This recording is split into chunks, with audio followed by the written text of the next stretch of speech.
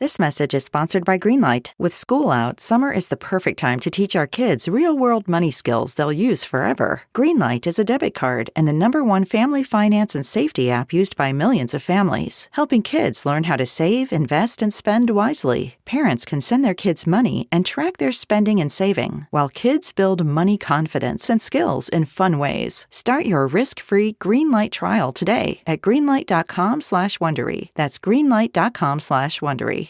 Shopify's point of sale system helps you sell at every stage of your business. Need a fast and secure way to take payments in person? We've got you covered. How about card readers you can rely on anywhere you sell? Thanks. Have a good one. Yep, that too. Want one place to manage all your online and in-person sales? That's kind of our thing. Wherever you sell, businesses that grow with Shopify. Sign up for your $1 a month trial at shopify.com/listen. Shopify.com/listen. Really, anything in the toilet that you're not expecting to be there is real spooky. Yeah. Well, you know We what? don't If love it was that. like, oh, it's a labradoodles in the toilet, I'd be like, great. But a sneak, I swear to God, it is one. I'm going to say it might be tied for my #1 fear. I think it is because I know you've spoken of it before. Yeah, what's it tied with? For most scary. Wow. Like an even bigger snake doing it.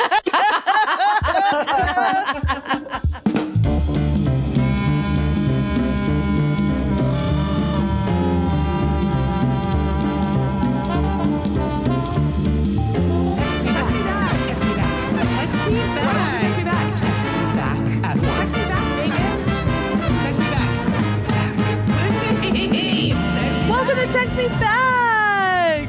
We did it. We vacated our asses for a month. Although, did we really? Because I feel like we did as much work. We worked the whole time. However, I will say that just like having fewer scheduled things on the calendar Was nice, yeah. was a very lovely lifting of burden. I would say that too. I would say, like, as I was rotting into the infrastructure of my couch, every Thursday at recording time, I would have the thought of, oh, thank God, I don't have to get up and try to be funny for 45 minutes. Yeah, exactly. Laying there. So that was nice. But we did our best to bring you little treats, little amuse-bouches on the feed. We hope you enjoyed. I think it was an okay month. I mean, we had little bits and bobs for the people. Little bits and bobs for the people. They finally got to find out about Popeye. Hopefully, Lindy didn't gas it up too much. I'm sure they loved it. I'm sure they were like, "This is the most mind-blowing segment of all time." You know what I did though? I forgot to do the newsletter this week. Newsletter me back. Oh, homicide. I did it all the other weeks, just not this last week. Do you know what we should request? What? We should request people send in submissions for Question Corner. Yes. That would make your life even easier. So if you have like a question you want to ask either Lindy or me or both, send it on in. Please don't send in anything too existential. No, but just anything fun, little fun questions. There's a segment we do in Newsletter Me Back where it's called Question Corner, and it's a little video segment where Megan and I take turns answering little questions. And so far we've just been asking each other questions, but we're already out. We're out. I don't want to know anything else about Megan, frankly. No, Lindy famously hates it when people ask questions about me. So, but I think we're kind of like, we're falling back into the tried and true. We're mostly just asking each other to rank stuff, which is not a bad thing. But if you have something more creative, we're all ears. Yeah. So, feel free to submit your questions for Question Corner anywhere you can, such as you could write on the Patreon, you could write on the Discord, you could email us. Say, just really quick, emailing us on the Patreon is probably the worst possible way you could do it. Yeah. But you could. But Discord is good. Or I would say sending us an email at deartextmeback@gmail.com. There she goes. Almost 2 years of making the podcast. She has it. She knows it. Or if you could, if you wanted, you could send us a voicemail at podtax. Oof. The O's are zeros. The O's are zeros. Famously. Yeah. What's the real number? 703-829 888-0003. And you can call or text us with really anything on your mind. Doesn't have to be for Question Corner. But by the way, the newsletter is free to everyone. We will never charge $1. Yeah. And that's why it's also okay if I forget to do it once in a while. Yeah. What are you going to do? What are you going to do? Sue me? Cancel your free subscription? But I mean, you could. That would be hurtful, though. Don't do that. It would be hurtful. And I'm not going to leave you without a dope beat to Steve too often. I promise. Never. Yeah. So anyway, here we are. We're back. We got a very special episode today. We have guests. We have guests. We have guesties. Bestie guesties. Oh, cute. I like Bestie Guesties. From the podcast, Here to Make Friends. It's Jessi, Klein, and Liz Feldman. We're going to talk to them, and we're going to do a little Snake of the Week. We're going to do a little normal news. News. And then we're going to head out. Who knows for sure what could happen, but we may alienate them both so badly that they're never heard from again. You'll have to stay tuned to find out. You know? Oh, God. So let's get into it. Let's get into it. Before we get into it with guests, before we guest into it, we're going to hit them with a little bit of tidings. Let them have it, Lindy.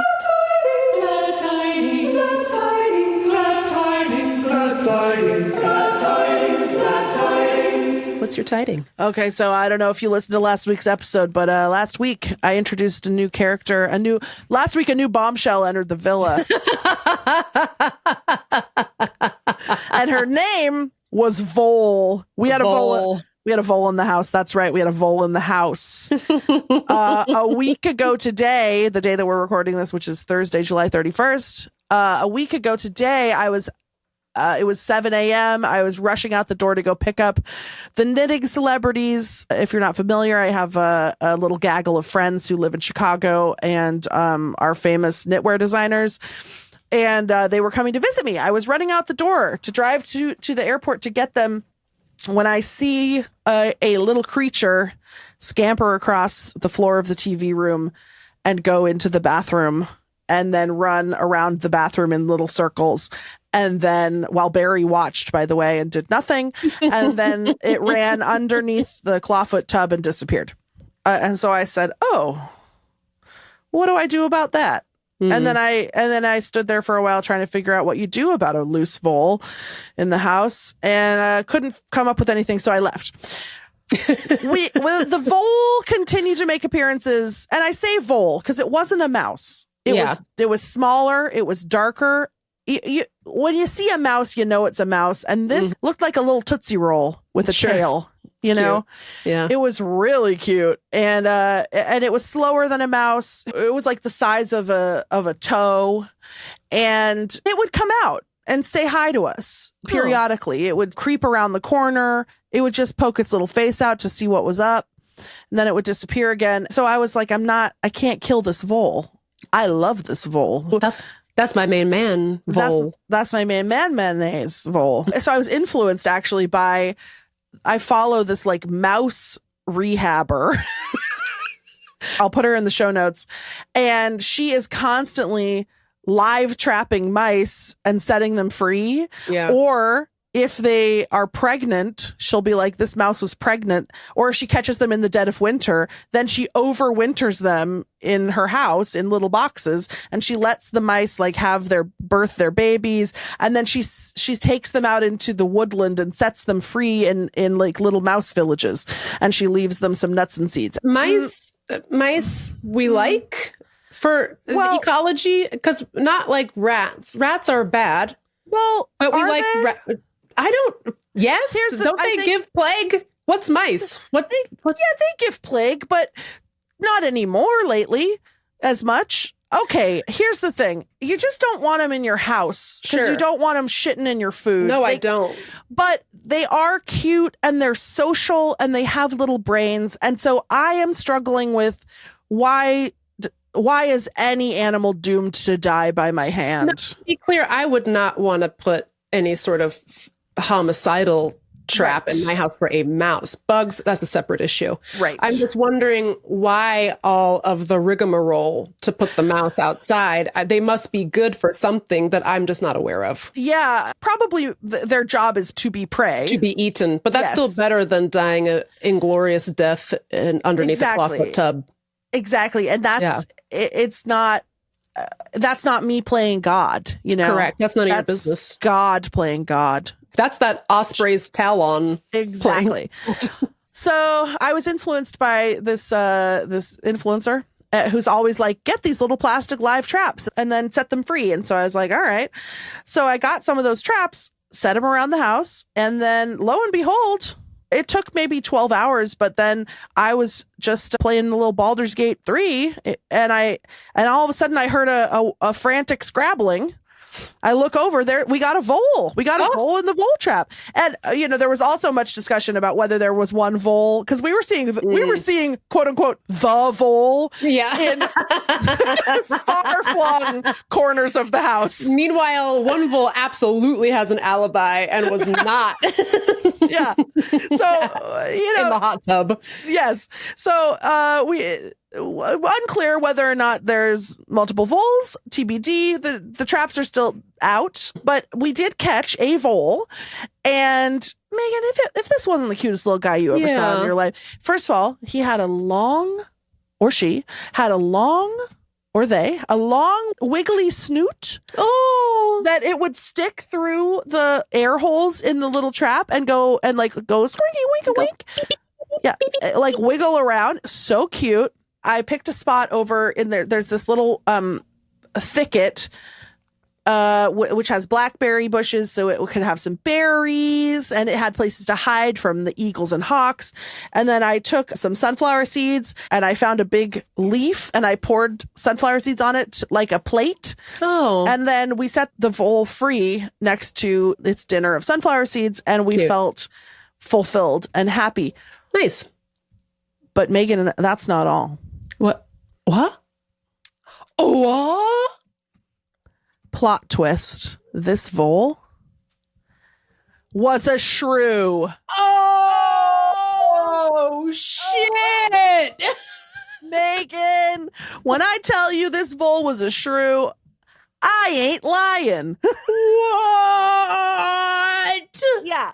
And because we look up a vole and I'm like, oh, that's not the guy. That's not him at all. No, a vole is kind of big and kind of looks like a hamster or gerbil and is very cute. And they're saying mostly British. Mostly British, I think. Yeah. They're mostly hanging out at Redwall Castle or monastery, whatever it is. Sure.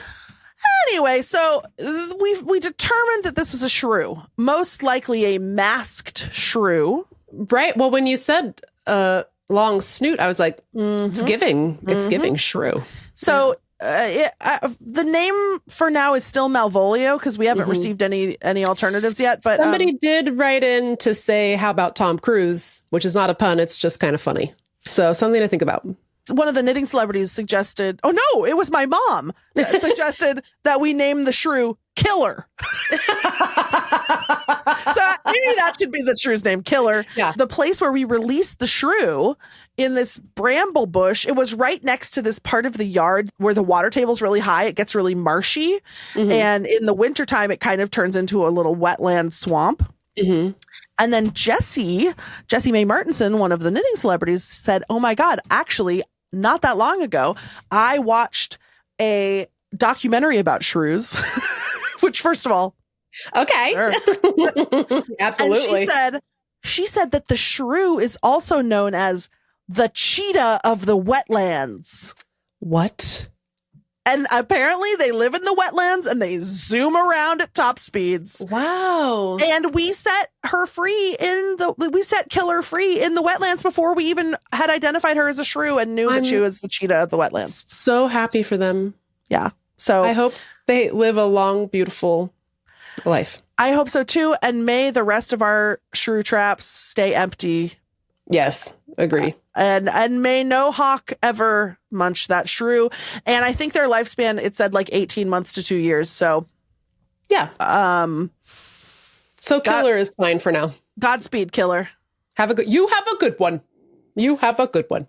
Top of the morning to ya. God. I didn't prepare a tiding. I don't know. Great. All right. Bye. Bye. I sort of have one, but it's more of a Whatcha Watchin. Oh boy. I'll tell you what I've been watching. It's a little program, which is, by the way, spelled PROGRAM. Oh. M. Oh. E. That's how it's spelled in England. Basically, we took this break, which meant I could fully immerse myself in the slop. Yeah. And I had been wanting to watch a program that calls itself Taskmaster for some time. It was recommended to me by a friend of the show, Brian, and he's been telling me to watch it for forever. And I just, when your neurons misfire, sometimes your neurons are telling you, you can't watch the show yet. It's not time. And then one day you wake up and your brain says, go ahead. This is your moment. And so I turned on Taskmaster. I started with the most recent season and I've been working my way backwards. Yeah. Never a more delightful show. That's what I've heard. Has come across these eyeballs than Taskmaster. Some seasons are better than others, but it's one of those rare shows that even the seasons where maybe the cast isn't, I don't even want to say not fun. I mean, every cast is great in their own way, but there are just some seasons where the cast gels together in ways that are just pure. I love that. British magic. And so those are like the best ones, but it's worth watching every season I have found so far. And it's like no stakes. Great. Joke show. And it's great. Fantastic. Can I just say the only thing I don't like about it is that it's so good that I have to pay attention to it. Oh, Lord. So it's actually not a good slop show. It's an actually good show. Yeah. There's been a couple times where I fell asleep watching it. Not the fault of Taskmaster, by the way. It is the fault of me. And I was annoyed and I had to go back and watch the episodes I fell asleep during, so it's very decidedly not a slop show. You have to pay attention because there's audio jokes that are being spoken out of the mouth, and there are visual japes that you have to see in order to get the full joke. I can't recommend it enough. Basically, it's all just like British comedians who come on the show and they are given tasks by the Taskmaster, and the Taskmaster's assistant kind of oversees the doing of the tasks. And it's like, what's so interesting about this show is that there's no reason why I should like it because there's a lot of wordplay. There's a lot of puns. I should hate it. I should hate it, really. There's a lot of, part of they get the task and the task will be build a tower in, fastest wins or whatever. Yeah. But there's sometimes if you get creative with your interpretation of the task, if you take it literally instead of, or maybe you don't, whatever, the Taskmaster may reward you for your creative thinking. So that's where the fun comes into play. I feel like you're doing a little journey of self-discovery in the direction of Puntopia. The Lost City of Punlantis. And that's going to be your new home.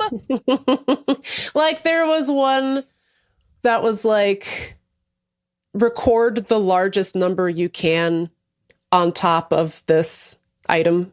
I can't remember. And everyone just tried to write a very big number on it. Yeah. And one person sat on it and said a gazillion trillion, and that person won because that's really good. Yeah, so it's stuff like that. I mean, I'm not describing that exactly how it happened, but you get the idea. I get it. I love it. And it's great. I don't understand half the references because they'll be like, oh, my item has to do with MP Jacob Rees-Mogg. I mean, who the fuck is that? I don't know.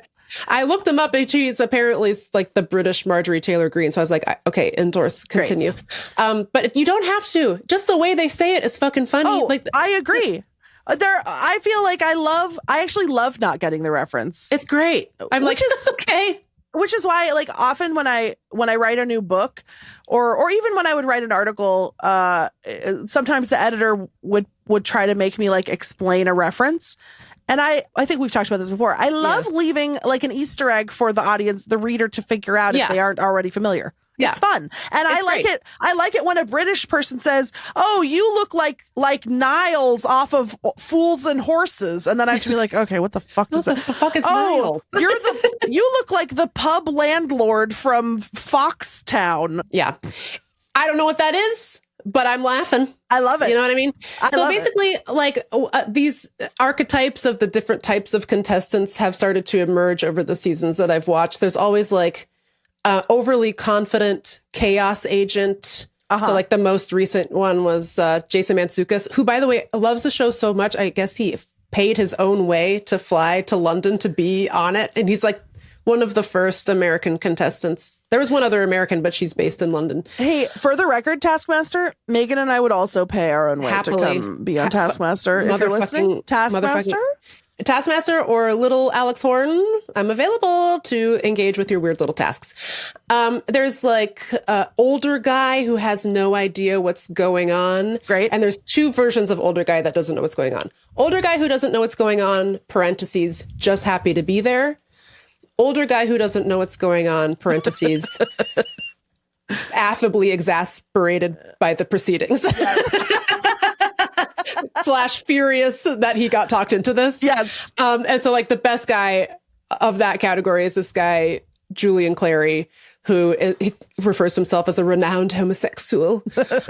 And he is, you have to watch, if you are hearing my voice, you have to watch his season. Everything he says is a gem, is a diamond from heaven. He's so funny and he hates being there, but hates in the most pleasant possible way. But he's just like, this is silly and I don't like it. He's just an incredible person. So there's the chaos agent, the overly confident chaos agent, the overly confident bad at this. There's, I don't know what's going on, but I'm just happy to be here. I don't know what's going on. I hate and being I'm mad here, about it. And I'm mad about it. And then they'll be not usually it's a woman, but often it is a woman contestant who's hyper focused on getting it right. I'm not doing wordplay. I'm not doing hyper literalism. I'm not being pedantic with the clue. I'm getting this task done. And so Sue Perkins falls into that category. She's very committed to doing the task, doing it properly, and fastest wins. So she will be the fastest. Right. And those people never win. It's amazing. Oh, it's amazing. I mean, so that's great. That's the people who go on alone and they're like, I'm a master big game hunter. I'm going to freaking own this competition. And then immediately they get a bug bite and then they're so hungry and they lie down and then they leave. It's like that guy who left after one day because it was raining. Yeah. It was so amazing because he just was like, the ancestors are telling me to go. And I was like, absolutely. Yeah. You know what, fair enough. They should, as they should, because it's an insane thing to do for no reason. That's what I would say to my descendants as well. Yep. So anyway, that's my tiding, is that I mostly just became a pile of slime on my couch. It's a tiding and it's a Whatcha Watchin. And it's a Whatcha Watchin. I feel like 97% of our listeners watch Taskmaster. Yeah. So please write in and tell me your favorite seasons. I'm just working backwards from season 19 and I'm having a gas. Well, with that, we're going to take a break. We're going to come back. You're going to hear foreign voices you don't know of, and they belong to Liz Feldman and Jessi Klein. So get excited. Get in a huddle, jump up and down gaily. Gaily, if you please. Thank you.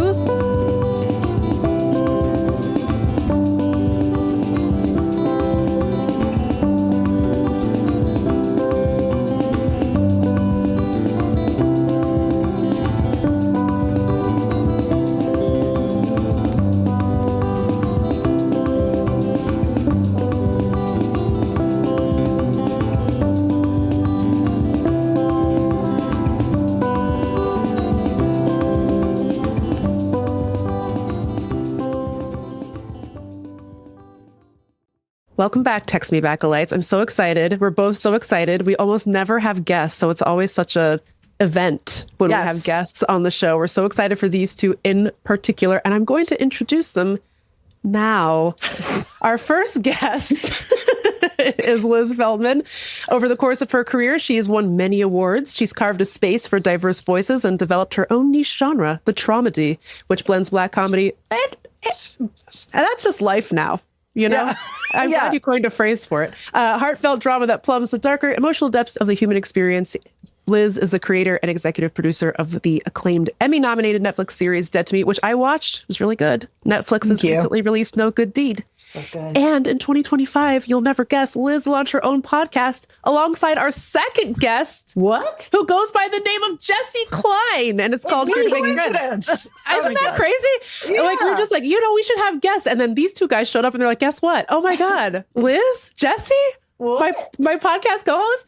Jessi Klein is a 2-time New York Times bestselling author, Emmy and Peabody award-winning television writer, producer, and creator. Stop it. Currently an actor. Ooh, actor. That's exciting. And consulting producer on the hit Netflix show Big Mouth. That's what you have in your bio, Jessi. Okay, cool. I did act on that show. Okay. I did act on that show. Also wrote on Netflix's Dead to Me. That's how you guys met. No? I mean, That's right. Blessed. That's right. Cute. Hashtag blessed. And she's also the co-host of Here to Make Friends. It's just such a beautiful moment. It's Liz Feldman, it's Jessi Klein, and they are two best friends coming on the Ultimate Best Friend podcast, Text Me Back podcast. Well, we can't say that ours is the ultimate. Can't say that. No, we can't. No, I'm sorry. A co-equally good podcast about friendship. Equally ultimate friendship podcast. I'm not in a scarcity mindset. I'm going to say that there can be more than one incredible best friend podcast. Absolutely. And I'll just say I'm thrilled as hell to be here. Thank you so much. It's Liz Feldman. It's Jessi Klein. It's Text Me Back podcast. Let's go. Let's go. By the way, there's 8 billion people on the planet. There can be more than one best friend podcast. That's right. It's, And today, 2 best friend podcasts have collided to create a double best friend podcast. It's like the Hadron Collider. We have been collided. It's so true. I always say there's not enough women best friend content. There's a lot of buddy movies for men, but there's not the same type other than the Traveling Pants, which I am not here to cast aspersions upon. No. But look at us carving out opportunities for breast friend women. Breast friends. You said breast friends. I did. And the podcast is over. I will be mailing Jessi my pants later. Yes. I'm not leaving the house until they get here. I don't even care if you make it don't have to sign for delivery. I'm just going to be here to make sure they're received. All right. So here's what we're going to do. We thought that we would just force you to participate in our stupid podcast the way that it normally happens. We're not even doing anything out of the ordinary. We're going to do our 2 of our very famous regular segments that the people love. First, we're going to do a little segment called Normal News, which, by the way, listeners, have a jingle. Still doesn't have a jingle. So chop chop. And then we'll be doing a little Snake of the Week. Snake of the Week. Yeah, so that's fantastic. One of our listeners made that for us. Isn't it amazing? Oh my God. It's so sexy. It's so sexy. Sexy. It's so sexy. It's like snake noir. Yeah. So good. Yeah. But first, we're going to talk a little bit about the famous podcast Here to Make Friends. So famous. It's so famous. So worldwide. Can you guys tell us about your podcast? Tell us a little bit about what you're up to over there. Sure. Yeah, I mean, I would say, so Jessi and I met in the writer's room of Dead to Me, which is a show about women becoming friends in their 40s, and going through some pretty weird, dark times together. That some of it is by their own creation. But, and then we sort of found ourselves there in the writer's room in our 40s. Art imitating life. Life imitating art, imitating life, art. Back away to the art. And we were becoming friends in the writer's room. We didn't know each other before. We just knew of each other. And it was like a friend at first sight for me. I won't speak for you. It was FAFS, friend at first sight. It was FAFS. For both of us. It was FAFS. Yeah. That's what we say about our friendship also. It was really best friendship at first sight. It was we went to high school together, but we didn't meet until senior year. And we were just in the high school gym, I think, registering for classes. Lindy said something funny and I was locked in. Locked in. Where have been all my life. Best friend right there. Yes. Yeah. So I feel like people don't talk about friendship at first sight enough, you know? It's a real thing. It's because she was also funny at first sight. And I think funny for me is my friendship love language. Yeah. Same. You know? She reeled you right on in. Yeah. If someone funny within like 20 square miles of me, I'm like, don't let this unicorn get away. Like, you have to seize on these funny ladies. Exactly. I love a funny lady. You got to catch them, throw a bridle on them, tie them up. Catch them, neuter, spay, put them here. But don't release. We also we had some sort of weird things in common. We're from the same place. We're both from New York City. We're both Jewesses. And, you know, we're raised sort of similarly in this urban sort of deathscape. And deathscape? Well, you know, sorry, death-escape is really more what it is. Okay. We weren't allowed to play outside is what I'm trying to say. We've gone in depth, yes. But really, we're both friendship nerds. Like, we just like to talk about it. We like to analyze it. We like to make it. And so thus a podcast was born. Thus a podcast was born. And basically the entire thing is ultimately a long con because we're just asking people onto the pod who we would like to either become better friends with or become friends with in the first place. And so it's kind of like a trap. Yeah. But like not a threatening bad kind of trap. Like no. Trap. Can I ask, has it worked? Because I often consider the same kind of trap using that kind of a technique, except that when we do have a guest on the podcast who I don't already kind of know or have a rapport with, I become weird and off-putting. Stop. And I don't know if you've noticed anything like lies. that since I hit record. This is fake news. I know you. But I know you. I feel like if there's like anytime or even in real life, if there's someone where I'm like, I want to impress them, I'm immediately a disaster. I mean, I fully understand, of course. Yeah. So I'm curious, have you managed to make any new friends via the scam of your podcast? we actually have. Yes, we have. We actually have. And I would say like there's not a single person that we've had on that we wouldn't. I mean, everyone who we've entrapped, we wanted to trap, and it has come through. Yeah. That like, we haven't had any regrets. So that's 100% charm offensive success rate. I mean, I don't know that I would say like everyone is as charmed. I'll leave Liz out of it and say like as charmed by me as I have been charmed by them. But I feel like we've at least left, Liz, tell me if you've in good standing.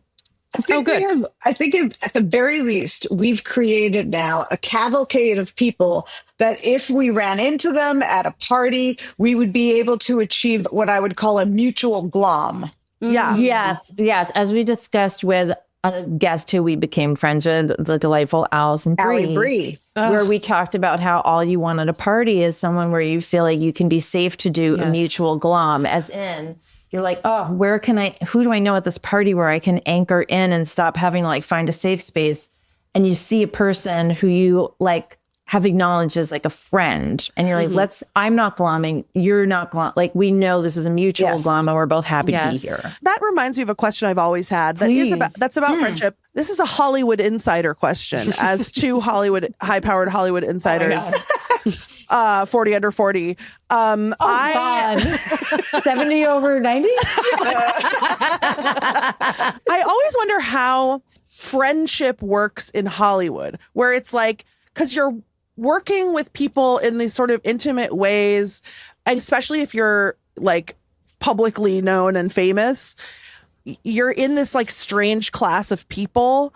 Every time I've been around celebrities, they all act like they're best friends with each other. And they're like, hi, oh my God. And I'm like, there's no way all of these people are actually friends with each other. I have this same question. How do you decide which people you like promote to actual friend where they like come over to your house, and which people have the appearance of friendship that you glom with? Not that Alice Bree isn't your real friend, but I'm so curious about how you sort through people when everyone wants to be your friend. And so you like pick anyone. Yeah. I mean, I would just say I completely understand and have the same question. Obviously, as a non-famous, non-celebrity person, I have always wondered too, when every celebrity feels like, oh, I'm kind of automatically able to be friends with everyone at my level of fame. Yes. How do you then filter, sort, and assess. Yeah, I think it's maybe just like a recognition, of sameness, but not necessarily like true intimacy. Yeah. It's interesting though, because I mean, your podcast is a lot about making friends as you get older. And, Lindy and I have been friends since high school, but like our friendship has changed a great deal over the 25 years that we've known each other. On the one hand, I think our friendship is very easy because it's just like we could, for whatever reason, not speak to each other for a month, and then we could pick up really where we left off without a lot of backfill.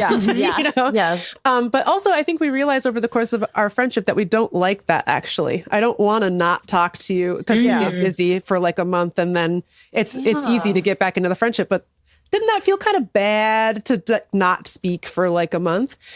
So it's kind of interesting because when you make new friends, we're both 43. When you make new friends in your 40s or 30s or whatever, even, in your 20s, you come at them differently than these long-term friendships that you have. Either way, you have to like assess as they mature. But I'm very curious, like, at what your assessment is of like making friends as an old. I don't want to be like as four old women. What's it like making friends? I am on this versus boat. like your longer-term friendships. Like, how are those different?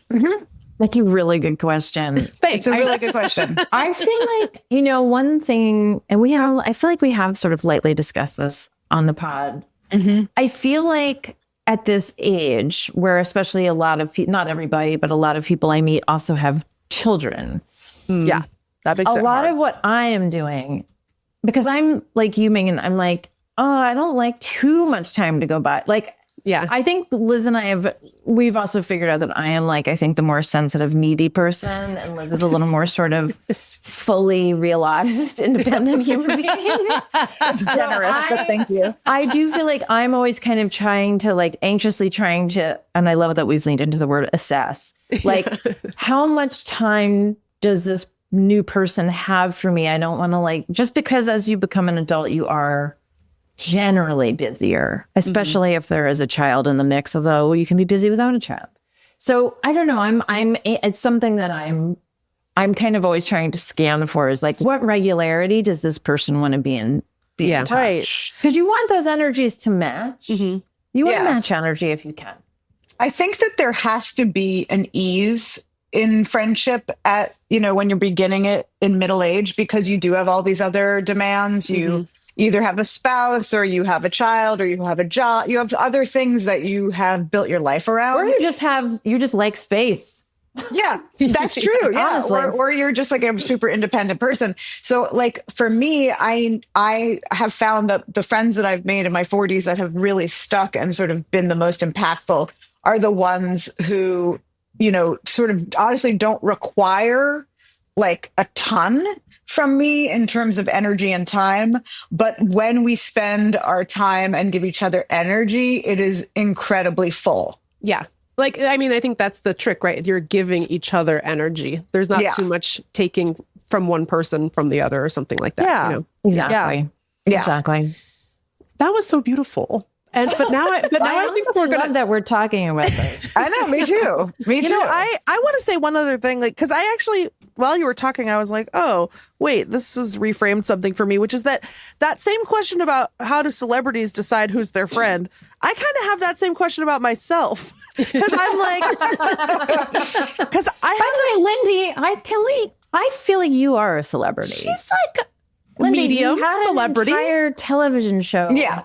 I feel like you're in your life that was highly acclaimed, beloved, and celebrated. I'll say by me. That's what I am. So you're a very recognized writer whom I know and have read, and we're just not saying. pretend. Let's not do this kabuki. Yeah, look at this coy little coy fish. I'm famous. Oh no. Okay, but listen. Sorry, Lindy, we just attacked you, but with seriously, with love. If I'm famous, then Jessi Klein also is famous. Very I true. disagree. Very similar CD. She's famous to me.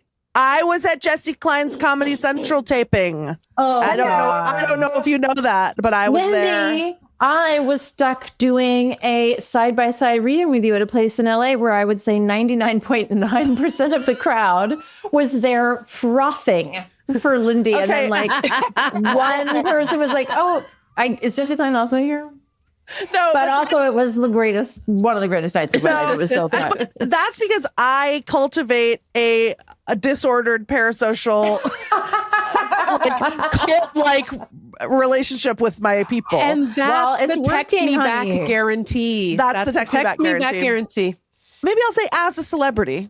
Go for it. I also have this like this part of my personality, which is that I kind of like everyone. And so, and I'm nice to everyone. And I can see the potential in almost everyone. And so like, it's very easy for me to be like, kind of, except that means that every person I meet, I'm like, yeah, I can have lunch with that person. And then I start to be like, I can't have lunch with anyone. Like, there's too many of them. There's only so many lunches left in my life. I mean, if you're eating one lunch a day, yeah, you've got to like, how are we going to fit in all these potentially great lunches? Potentially only 40 more years of lunch if you think about it. Plus, it's a slippery slope. They're not happy with just one lunch. They want to, after you have the lunch, they want to see you again. And then again. And then it's friendship. Nightmare. And it's like there are people who are incredible friend candidates, 20 out of 10. Friend candidate. And if I say I was 25 and I moved to a new town, holy shit, this would be a blockbuster meetup. Yeah. But I'm just like, I don't know, man. I live in the woods. I just already don't see all of my people. And so I constantly struggle. Like, who do I pick? Well, it becomes natural. It does become a natural selection.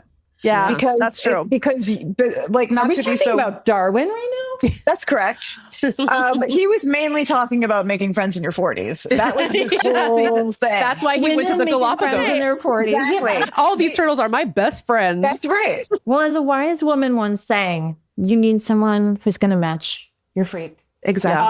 That's right. Yeah. You know, and you'll Charles Darwin. That's what Charles Darwin once said. right. You need to find someone who's going to match your freak. That's what he told those turtles, and they said, That's what he told the turtles and the dodos. That's right. all right. Yep. Well, speaking of turtles, Lindy has brought in some stories about snakes. Oh, I'm so excited. Which gives us the opportunity to once again play the theme song, the jingle. Snake of the week. So yeah, Lindy's going to tell you about 3 snakes she discovered in the news / on an Instagram reel. And then we will allow our guests to vote on which is the best snake of the week. Oh my God. I'm both excited and scared. There's nothing more terrifying to me than a snake. And that's why I obviously have to read the stories about them. Yes. My 2-year-old daughter is really into snakes. And so I'm listening on her behalf, really. Okay. Oh, great. Yeah. So I have brought you 3 snake stories of the week, and in no particular order. Parentheses, my favorite one is last. I will tell them to you now. You're like parentheses size order. Okay, got it. Well, you know what? If you want to go in size order, then story number 1 is definitely this one from sciencealert.com. Yes. A real website. Yes, of course. World's smallest snake rediscovered after vanishing for decades. Lindy, if you think I haven't read this story, have I got news? Have I got snake news for you? Go on. Well, no, Jessi, what's your impression of this tiny vanishing snake? It's the only kind of snake for me. A tiny, tiny, tiny, tiny, tiny snake that's the size of a small worm. That's the only snake I'll accept. Could be mistaken for a worm, which is maybe... You know, they're like casting aspersions upon this tiny snake, implying that the snake went into hiding, faked its own death, has been pulling some kind of a con upon the world. Gone girl. Gone snake. Meanwhile, the snake just got mistaken for a worm due to being too small. What's the hypothesis about where it disappeared to? Great question, Megan. Thank you. A snake so small it could be mistaken for a worm has been spotted in Barbados. So also, I love that someone spotted it. I like spotted canoodling with another tiny worm. Was this on Dumois? Anon, please. But I've seen the tiny worm snake. If you are a tiny, tiny snake and you have basically made yourself invisible. I'm calling that a snake who knows how to behave. That's the best snake. That's right. Let the snake interbreed with all the other snakes. And then as with mini poodles, just make all the other snakes smaller and smaller and smaller. Every Are we snake back to becomes Darwin? I'm going to write into Dumois and just say, Anon, please. Anon, please. 2018, make out with tiny snake on the island of Curacao. 7 out of 10. Very sloppy. Very sloppy. So let me tell you, this snake has been missing, quote unquote, missing, gone girl, for 2 decades. The snake was hiding, I love or too small to see. It's called the Barbados thread snake, and you are not going to guess. You would never guess where it was found. Hiding under a rock. It was hiding under a rock in Barbados. Nobody thought to look underneath a rock for this tiny snake. How do they know it's the same snake? It's the same. It's Jerry the thread snake. They couldn't. His wife called it in. She couldn't find him. 2 decades. Oh my God. He started a new family. Oh wow. Okay, and then there's an incredible quote here from the scientist, I guess, who found Jerry, whose name is Connor Blades. So, Yes, Connor Blades. whoa. Connor Blades said, Barbados thread snakes are blind snakes, so they're very cryptic. Okay, Connor Blades. Okay. Hey, Connor Blades, why don't you go back to porn? Okay? Because obviously that's where you came from. Oh, it says actually that Connor Blades helped make the finding. So it took multiple guys to find this snake. To knock over a rock. Did they tag the snake? I'm really concerned this is not the same snake. A tiny tag, like a little gift tag. The tiniest little air tag you've ever seen. Yeah, like a little, you know, like how they tag like falcons, you know what I mean? Yeah. So then Connor says, they're quite rare also, it seems. I mean, I guess, whatever. Maybe that's showing some humility that he knows it might be his problem that he can't find that he couldn't the find tiny it. blind snake. Mm-hmm. He says there have only been a handful of confirmed sightings since 1889. So there are not many people who have ever seen it, unfortunately. Now, okay, are we sure that this isn't just a baby snake? Or a worm. Ooh. Or a worm. I think Connor Blades, I don't know if I trust Has anyone a Google herpetologist Connor by the name of Blades? Connor Blades. Yeah, I'm going to do it. I'm doing it. I put everything on airplane mode or whatever so I wouldn't be disturbed, but I feel like we need to see Connor Blades. Hold on. Oh my God. Okay. And if there's more than one, I don't want to live on this earth. I'm sorry. I need to read you more of this information because then Connor says, when you are so accustomed to looking for things and you don't see them, you are shocked when you actually find it. The breakthrough came after more than a year of searching as Connor and his friend Justin upturned rocks trapped beneath a tree root. The tiny snake, which was found alongside an earthworm, parentheses, its wife. Oh. Wow. Wow. And his friend Justin. I mean, now I'm thinking maybe Connor Blades is not from porn, but Connor Blades is in 3rd grade.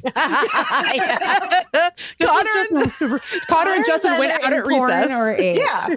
Yeah. And they flipped over a rock. They asked their moms if they could play outside. Yep. Okay, so that's our first candidate. That's our first candidate for Snake of the Week. Okay. Second candidate for Snake of the Week is, and I say of the week figuratively because this is from December, and this is in People magazine, which is a real magazine. This is real. This is That's a real news magazine. story. That's a news source. Texas woman bit by snake while sitting on the toilet. But it didn't stop her from going to church. Hours later.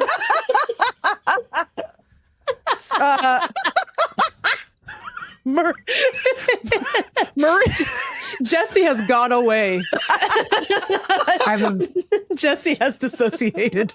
dissociating. Do you know that this is my actual number one fear is a snake biting me from under Really, the toilet? anything in the toilet that you're not expecting to be there is real spooky. Yeah. Well, you know We what? don't If love it was that. like, oh, it's a labradoodles in the toilet, I'd be like, great. But a snake, a snake a snake- emerging from the toilet and biting my pussy is Terrifying. honestly like I swear to God, it is one. I'm going to say it might be tied for my number one fear. I think it is because I know you've spoken of it before. Yeah, what's it tied with? For most scary. Wow. Like an even bigger snake doing it. All right.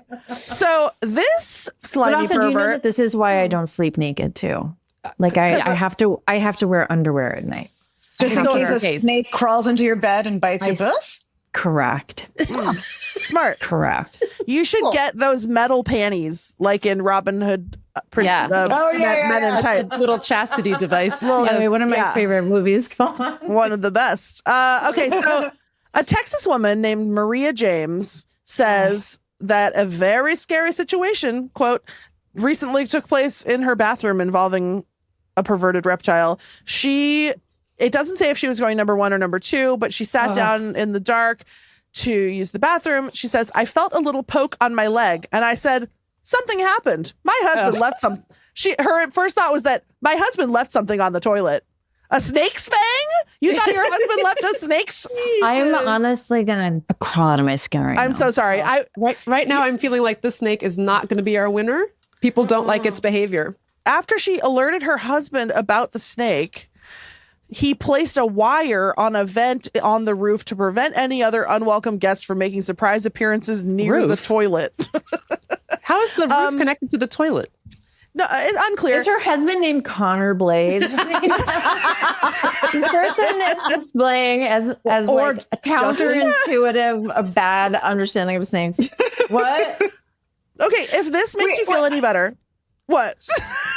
Well, I just am confused because if the snake is in the toilet, what does it have to do with the roof? Exactly. What are you going on the roof for?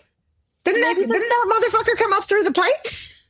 What if What if he came in through the roof, but he was so thirsty because he just ran a marathon for charity? I hadn't thought of that. Wow. Yeah. Jessi, if this makes you feel better, he said, in 25 years of pest control, I have never, ever dealt with this before or had anybody that I know of deal with it. He said, I think it's more of an urban legend most of the time, but apparently it can happen to this lady. Guess what? Mr. Pest Control dude, honey, you're wrong because I've read about this happening multiple times over the years. It's not an urban legend. It obviously freaking happens. I mean, I guess of all the snakes to bite you in your cooter while you're going to the bathroom, this is a good one because she was able to go to church after. Yeah, but you don't know what shape she was in.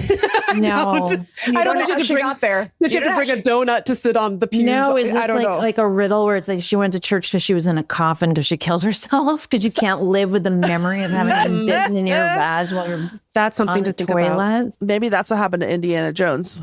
And that's why he hates him. He got bit. Or his mom's butt got bit by him. Famously. While he was being born.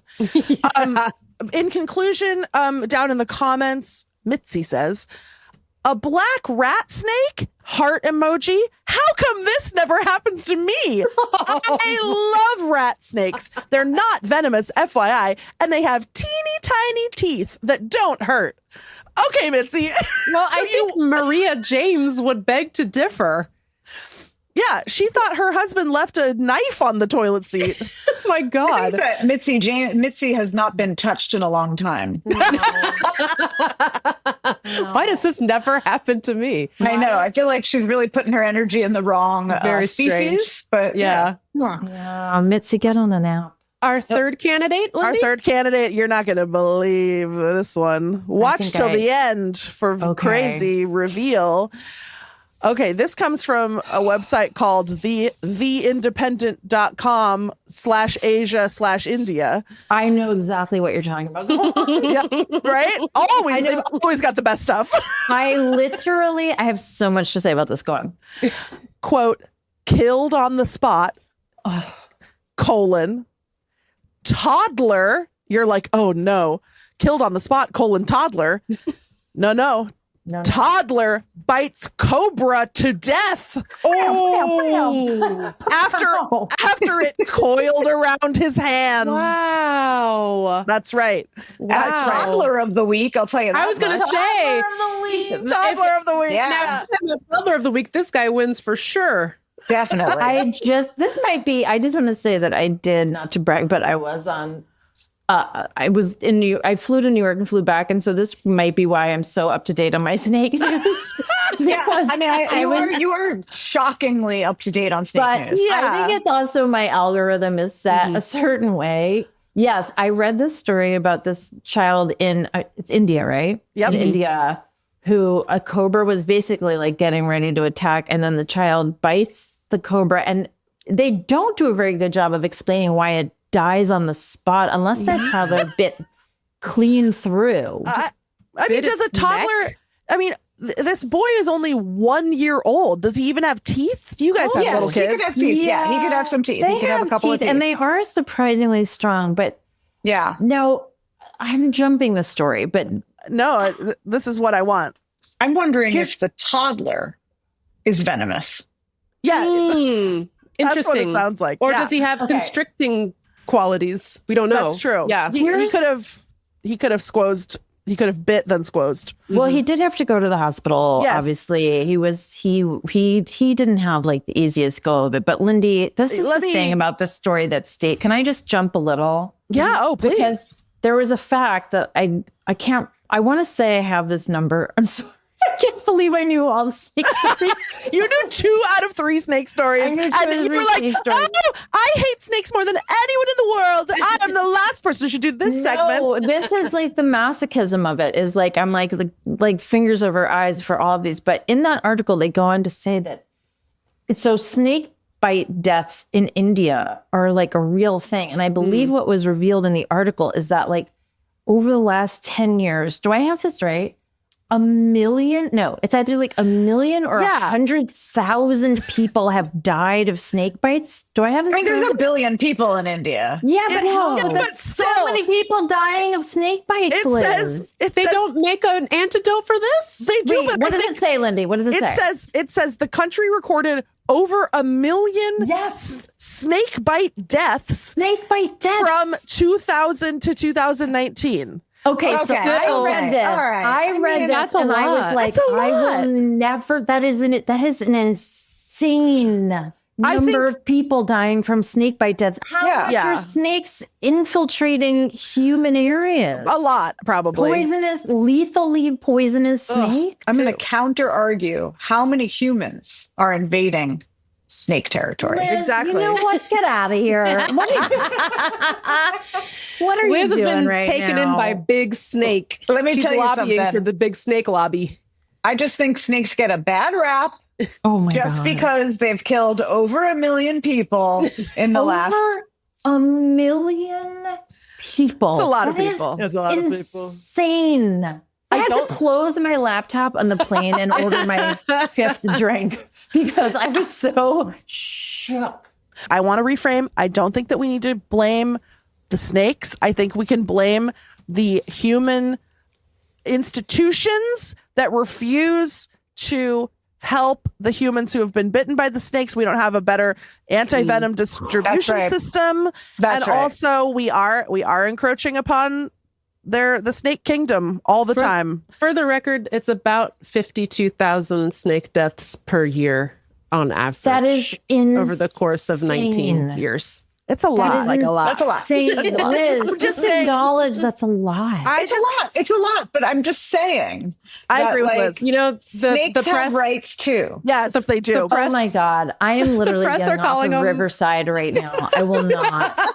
I will not with this. To clarify my position so I don't get canceled, I'm not in I don't condone snakes killing 1 million people. I blame human mismanagement of the snake problem. Okay? Sure. That's all I'm saying. Take care of your people. Don't let your people get bit up like this. Or teach all of them to bite the snakes to death like Govinda did. Yeah. So Govinda, I just want to tell you a couple of really good quotes from this article, which is that Govinda is 1 year old. He was playing. His grandmother said, when we saw the snake in the child's hands, everyone rushed towards him. But in the meantime, he already bit the snake, killing it on the spot. Then Govinda fainted. He was rushed to the hospital by family members after he fainted, soon after chewing on the live snake. Chewing? God. And then it says that he was knocked unconscious because he did he did ingest some of the venom. Yeah, but it was because due to the chewing. But he's fine. He's stable, and he is having treatment. Unlike the other 999,999 less lucky people. Yes. Is there any reportage in the article about how Jessi Klein am doing? Because I'm not okay. There is an editor's note that has been. There's an editor's note that Jessi Klein is not okay. It actually says as a result of this attack. It actually says PSSSSSSSSS, and then it says, "Oh, nice." It says, "We're coming for you." Do you know? Do you know anything about that, Jessi? Oh my gosh, you guys! It says, "I hope you don't have a toilet." And with that, had so much to do today, and I have to tell you that I am now going to spend the rest of it under the blankets in my bed. Liz and Jessi, to quote Jeff Probst, it is time to vote. Yep. Who of those three is your snake of the week? Clearly, the tiny snake. Yeah, I was going to say obviously Worm the tiny snake. Yeah, I agree that if this were a competition of toddler of the week, Govinda would have run away. Govinda. With it. Yeah. Absolutely number one. But if we're talking about a well-behaved, fucking acceptable snake of the week, it's fucking tiny snake. Well, congratulations to Barbaden under the rock tiny snake. Snake of the week. Worm snake, you are this week's snake of the week. Yeah, and you know what? Under the rock tiny snake won 100% of the vote, and that's a mandate, baby. Yeah, that's so. Do whatever you want. We in the business call a mandate. He can pass whatever law he wants. The people want it. I just want to say that a tiny snake can way more easily come up through your toilet. Anyway. Liz. Now, Liz. Okay. Liz, what are you doing to me? But he's blind and cryptic, says Blades. So don't even worry about it. He can't see your butthole, let alone reach up and get it. Yeah. I'm having everything sewn shut. Go on.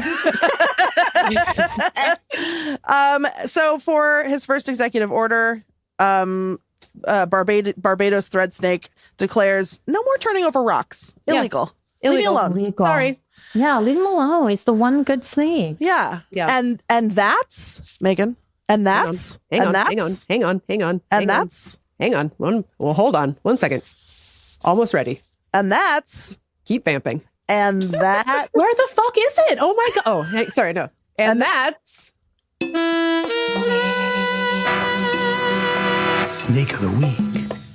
Okay. I love it. Wow. We're going to take a little breaky break, and then we'll be right back.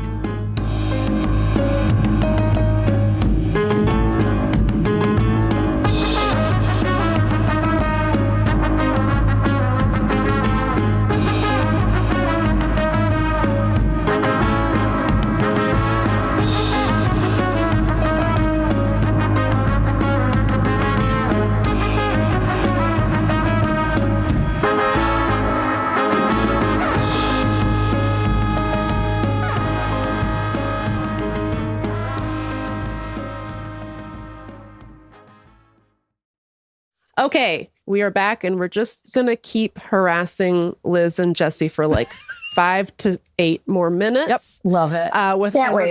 With another, oh Lord, one of the scariest sentences in the English language. Lindy has brought a normal news that she would like to share with you. We don't have a jingle for it, but sometimes you go, normal news, like that's the right. BBC. So. Yeah, that's canon. Lindy, you wanna further alienate our guests with some normal news?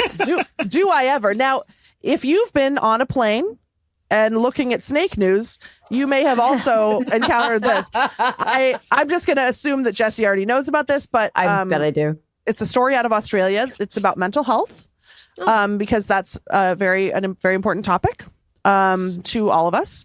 Sure. And the story is that a lady named Jane was struggling with bipolar disorder, really having a hard time in her life, desperate for answers or, some kind of treatment plan, and nothing worked for her. She was really losing hope until she decided to try a DIY poop transplant. Oh. And so what she did was she took the poop from her non-bipolar husband. Okay. She she blitzed it in the blender. Oh. She put it up her own poop tube. And then she's not bipolar anymore. I don't know. I don't know what to tell you. She's not bipolar anymore. I did not know have to do about with this. friendship? I did not know about that. Because Fair question. it's an opportunity to reach a new level of intimacy with any friend. Oh my God. If you have a friend that you really admire and they have a trait that you wish you had, such as not being bipolar, now they can help you in a new way. It's like giving a kidney. Look at Jessi and Liz right now. Look what you've done to them. Here's what I'll say. I've heard of a poop transplant to reset your gut biome. That's a thing that people do, but I don't understand / believe that you can reset your entire brain chemistry with a poop transplant. Okay, listen. I don't know if the neurons are connected to the butt in that way. I think your brain and your gut are connected. And your brain are actually quite connected. Is the butt connected? Liz, suddenly maybe you're slowly getting up bored. Uh-oh. Listen. In 2017-ish, I went to the Goop conference in Los Angeles. And Gwyneth was talking about how she had like one of her quack doctors on, and he was on a panel with the 3 other quack doctors. But they were talking. This doctor was like, he said he had a patient, and trigger warning, she was fat. She was a huge fat ass. God, triggered. Her sister, outrageous. God bless her, was thin. Ugh. The fat sister got a poop transplant from the thin sister. What's happening? What do you think happened? She became thin. Wow. So is this a remake of Shallow Hal? What is happening? Gwyneth implied that if she gave you some of her poop and you put it up your butt, you would look like her, I guess. You would become thin like Gwyneth. So I'm just saying, I think that the implications are... His face. The implications... Listen, this is a real article. And but although this is a suspicious detail. So that's the only one? Okay, sorry. No, but the rest of it is above board. But listen to this suspicious. I gotta say, this raises a red flag for me. It says, as the blender blitzed and Jane Dudley prepared for a radical procedure, the concept of being at the forefront of a potentially revolutionary change in the treatment of bipolar disorder was far from her mind. Mostly, Jane was thinking about how revolted she was by what was about to happen. But what was about to happen? She's doing it to herself. Yeah. No, well, listen to my red flag. It says, but months after her husband, Alex, a zoologist with a lifelong interest in ecology, first proposed the gross idea to Jane as a way of managing her crippling bipolar, she decided it was worth a try. So husband Alex introduced this idea. He's got a little something going on in his neurons. Has anyone ever seen Alex and Connor Blades in the same room? Alex was like, this says Connor Blades written all over it. Alex, he really does. You know what I'm getting from this whole story is this. It's a proverb from my community, which is you can't eat at everybody's house. Yeah. You know what I mean? Because there's no way she sanitized that. Megan, I can tell you that there's now a picture of Alex preparing the milk. Preparing the tools. Not. And it involves. There's been newspaper put down on the counter. And there's at least that. And there's a basin. And then there's, I'm so sorry, like a strainer. He's pouring something through a sieve. I don't want any of this. Is this too gross? Do you want me to not tell you anything else about it? Let me just read you this part. Can you tell me one thing? Does she throw the blender out? Oh boy, I think she's still doing it. I think it's like an ongoing treatment, unfortunately. This is why I don't buy anything from Facebook Marketplace. Not okay. I want you to know that Jane was at the end of her rope. She was suffering on such an epic scale, and that this was her last desperate act. And she hoped that it would, quote, take the edge off her mental illness, for which she had been hospitalized multiple times. And then it says, to Jane's astonishment, as the months went on, she began, quote, and don't tell me this isn't appealing to you, she began to feel joy for no reason. And then it says, she says, I started to have self-esteem for no reason.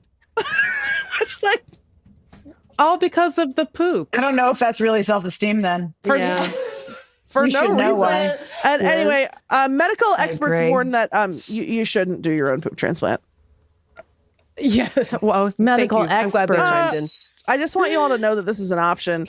It was successful. She has not had a manic episode in like 6 years. And I really think that it's an opportunity to find someone you admire, get a hold of their poop, and then transform yourself into them from the inside out. Well, look out, Rihanna. Oh my God. Well, on that note, should we talk about something else? And then we'll free you from the shackles of Texting Back podcast. Oh my God. We just thought it would be nice if you wanted to share a little thing, like what's your favorite thing about Liz and what's your favorite thing about I'm like, what about just like her to poop? reframe? If you were to get a poop transplant from each other, what trait would you hope to absorb? Yes. Thank you, Queen. Thank you, Queen. The only pause was that I was thinking through all of the many things that I love and adore about Liz Feldman, and I was like, which am I going to pick? I'm going to say, again, it's too many to choose, but I'm just choosing for the sake of choosing. Liz's optimism. Oh, that's nice. I think it's like such a beautiful quality, and it's very infectious. I don't know. I think it's like it's part of the light that Liz brings to this world, is just in both in her general energy and then as a friend talking, I'll just speak for myself, me through various life hurdles and stumbles, work, personal, like just a general outlook that things will mostly work out. I think this was very valuable. Yeah, that's nice. That's very kind, my friend. Very true. Again, there are many that many wonderful qualities in Jessi talk Klein. about my fear of snakes? Is that number one? I don't know if that's the first thing I'd poop on over to me, but I think, I have to go with her wit. Oh. I have to go with her wit because I don't know that I've ever met a wittier person. That's how she reeled you in. That's how she got you. That's how she reeled me in. I just think that beyond just being funny and beyond, being a wonderful raconteur, which she is, which I always like to call her, and she doesn't love the term. I know, I do love. That's amazing. She is a gifted raconteur, but her wit, I think, is singular, and there's a reason why she's a New York Times bestselling author twice over, because her books are replete with her wit. And truly, she's the wittiest person I know. And it is a joy to be her friend and a joy to do a podcast with her. Oh, right back at you. No one funner to text with, I'll tell you that. Yes. I'll text her back any fucking day of the week. Today is going to be a lot of snake texts. A lot of snake texts. Well, we are just delighted that you agreed to come be on our beautiful little podcast and talk about friendship, which is our favorite topic as well. After thank you snakes so and much. Feces, of course. Thank you. And please come back anytime. Other than your podcast, which is Here to Make Friends, anything else you want to force people to engage to imbibe? Yes. Other than our podcast and our own shit. You can pick anything. And what's like your favorite item? You don't have to drink the other person's poop. It goes up your butt. Not gonna work. You just have to put it up your butt. It's an enema of your husband's poop. Okay. Big deal. Sorry. You can follow me on Instagram at DLiz Feldman. Or you can follow Jessi Klein at your acquaintance, Jessi Klein. Oh, I love that. That is my Instagram. Liz Feldman, Jessi Klein, the beautiful co-host of Here to Make Friends every Friday, everywhere you get your podcasts. Make sure you download it immediately and listen to all the episodes and support them in whatever way they demand. Thank you so much for being on our show. Thank you, Megan. Thank you so much. And I'm so sorry. And I love you. That's the title of your next book. Do you love me enough to put my poop up your butt? Oh my God. I think we're getting there, Liz. I think we are. Yes.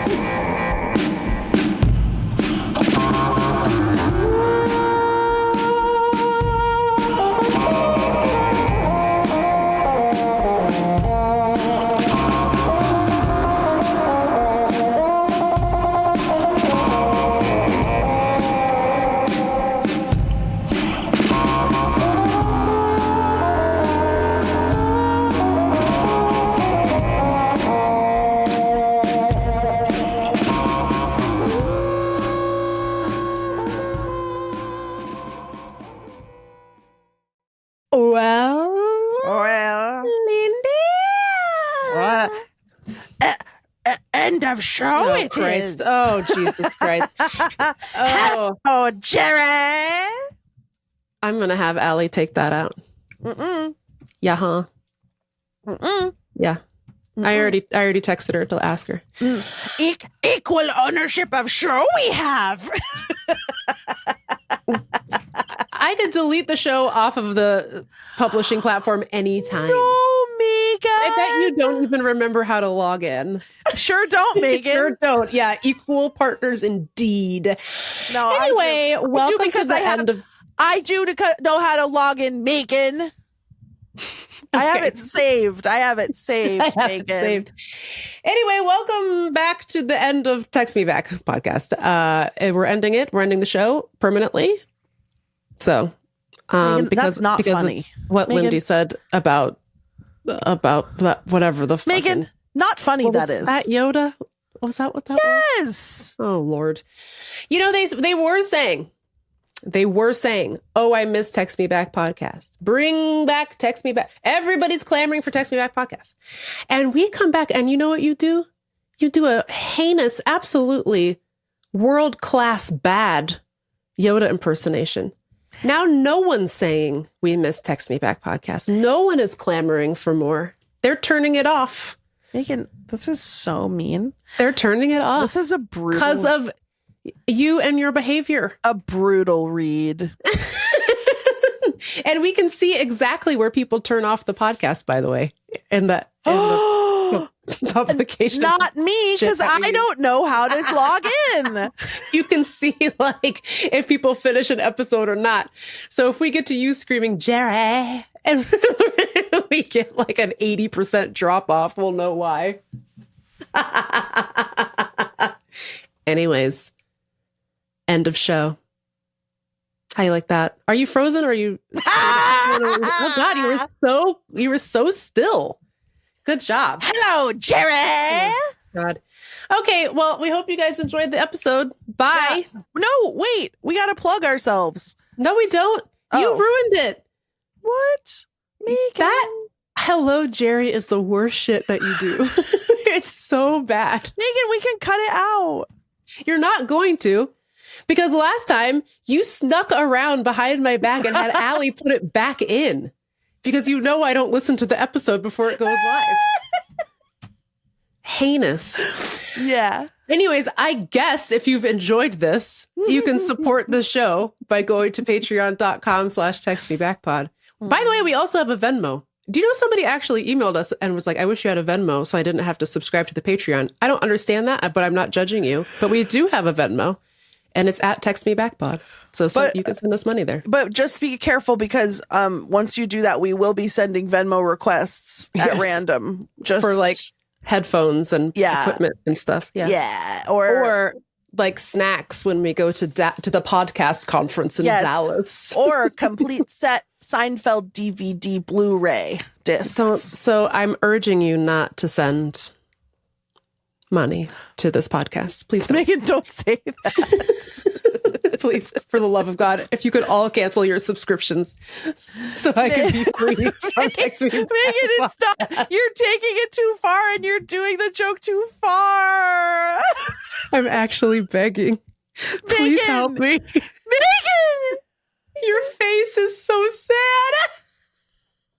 I don't know when people are joking and when they're not joking. Lindy, you're a professional comedy writer. I do think that you know. Yeah, but I'm also an only child, sort of, who's a baby. Yes, that's true. And so I always feel a little bit victimized. I know. Well, it's like you said last time we talked about this. You're like, when I am in community with older siblings, you were like, you have built up younger sibling energy that you need to torture the older sibling in the dynamic. But then it's the reverse of that is you can dish it out, but you can't take it. Or it's a power imbalance because the older sibling has greater powers than the younger sibling. It's punching down, but they'd all deserve it. Every younger sibling deserves it. If my younger sibling, Matthew, is listening, don't message me about this. You know I'm right. Okay. Bye. See you next week when we will not have a guest. But you know what? We will have a guest the following week. Yeah, we're doing it, baby. We're out here making friends. It's much like on the podcast Here to Make Friends, which you should also subscribe and listen to. You should. Here to make friends everywhere we go, everywhere they go. Oh, thanks for listening. Thanks for supporting the program. We missed you and we're happy to be back. That's what they're saying. Yeah. If you believe it. If you believe them. I do. Okay. Yep. Well. Goodbye.